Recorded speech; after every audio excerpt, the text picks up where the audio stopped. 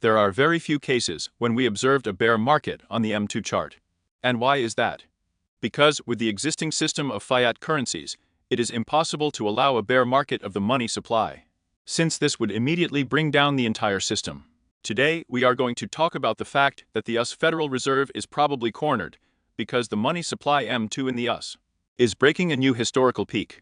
I can see how this topic with the global money supply is gaining momentum, but we will focus on the American M2, because it is a very important indicator for prices.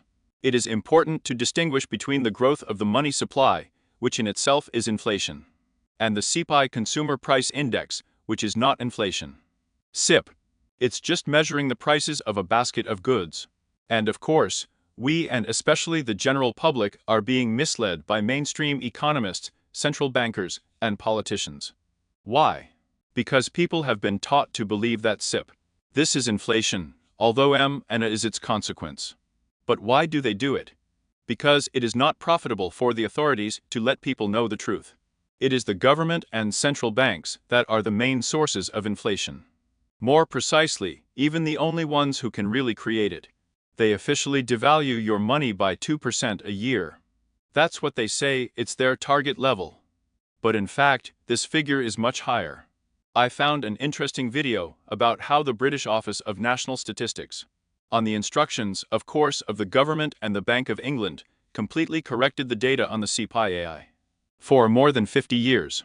This adjustment led to the fact that the average CPI for the period from 1997 to 2020 decreased from 2.7 to 1.9%.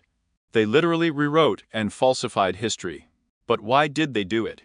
Because the Bank of England, which gained independence thanks to Gordon Brown under the Blair government in 1997, had to keep inflation at 2%. He couldn't go beyond that limit. If the CP turned out to be above 2%, the Bank of England was obliged to write a letter to the Chancellor. But now, after rewriting history, inflation magically always turns out to be just below the target. Now you understand the lies we live in, and on this channel. What am I getting at? Indicators such as M2 and M3, although M3 are no longer published in the United States. These are leading signals that you should keep an eye on. And I see the approach of the problems indicated by M2.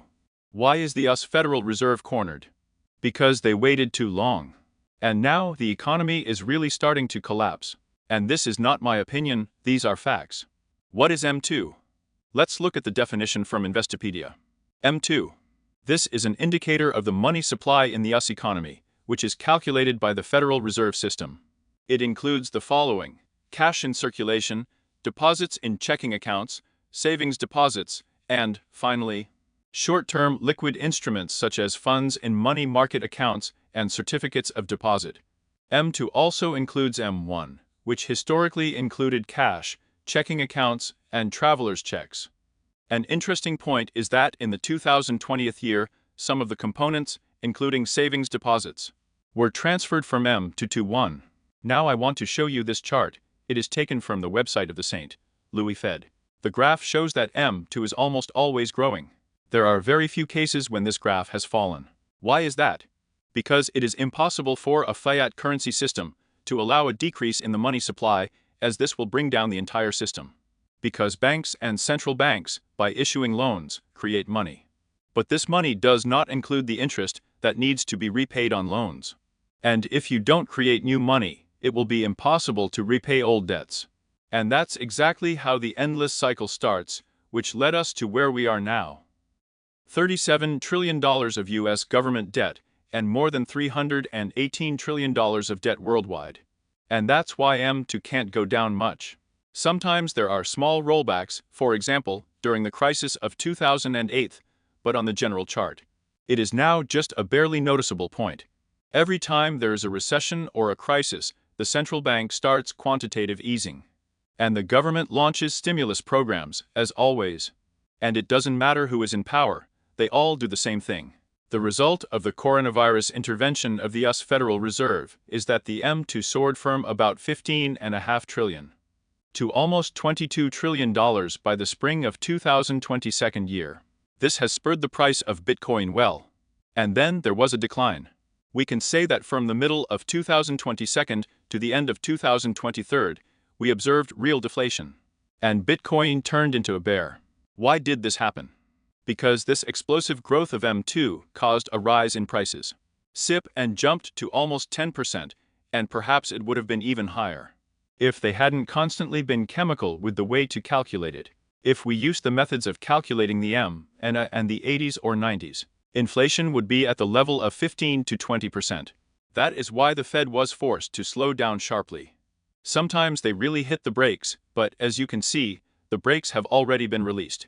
Although the Fed has not continued to cut rates, which began in September last year, the M2 is still updating historical peaks. As of March 2025 year, the volume of M2 amounted to 21,762,000 of $1 trillion. Previous record. April 2022 21,749,000 of $1 trillion. We can say that now we are seeing a new historical peak of the money supply in the United States. And I expect that M2 will continue to grow in the future. Why? Because the problems are already beginning, not only in the stock and debt markets, but also in the real economy. Due to high rates, the private investment sector and, for example, commercial real estate suffer. Even JP Morgan CEO Jamie Dimon said a few days ago that the best scenario for the US economy now is a recession. The best scenario. This is a recession. So I think the Fed has made a mistake again. However, this is not surprising, because other central banks do the same. In general, I believe that central banks should not exist. Well, if they are, then they should have continued to reduce rates. Then everything would be much better now. But the Fed always looks in the rearview mirror because it focuses on CPI and not on M2, as strange as it may sound. That's why at the beginning of the video I said that it is necessary to distinguish these concepts and their relationship. It would seem that central banks should focus on such important indicators as M2. But instead they rely on outdated metrics like CPI and PC, trying to control not inflation itself, but its perception in society. But often the statistics themselves are adjusted to the right goals, to the right perception. And this leads to distortions of the real situation, which leads to new problems. That's why I think both gold and silver, as well as commodities like copper, are now telling us that problems are just around the corner. I would say that one of the reasons for the growth of the global move is that China announced major stimulus measures last September. It is not surprising that gold feels so good because most of the demand for it comes from China. And many people think that oil prices or tariff increases cause inflation. And even the main central banks and their leaders, for example, Jerome Powell, think so. But I think it's a mistake. After all, price increases are a consequence of inflation, not its cause. The true cause of inflation is the growth of the money supply when new money is thrown into the system. Ultimately, the only one who can really create inflation. It's not tariffs, it's not oil, it's the government and the central bank. Because in the classical sense, inflation is the growth of the money supply, in fact, a counterfeit.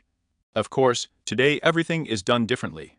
Previously, coins were devalued with inclusions of cheaper metals, and now they just print money. Everything is much simpler and even cheaper. And only the banking sector, through central banks and the government, has the right to do this. Remember, they do everything to make you think that inflation comes from outside. But the truth is simple, it is the government and central banks that create it. It is they who trigger crises, inflate bubbles, devalue the work of millions of people, and ultimately break destinies. They are the root of all the poverty, instability, and even wars that we see. Why? Because it's just stealing. It's a hoax. It's like stealing from the people. And it is for this reason that they teach this in schools and universities. As Henry Ford said, if the people understood how the monetary system works, the revolution would begin the next morning. And perhaps the creator of Bitcoin realized this back in the 2008. And Bitcoin itself is nothing but the embodiment of this revolution. Of course, only if it is not a global deception in itself. Unfortunately, there is such a possibility. See you in the new videos. See you soon.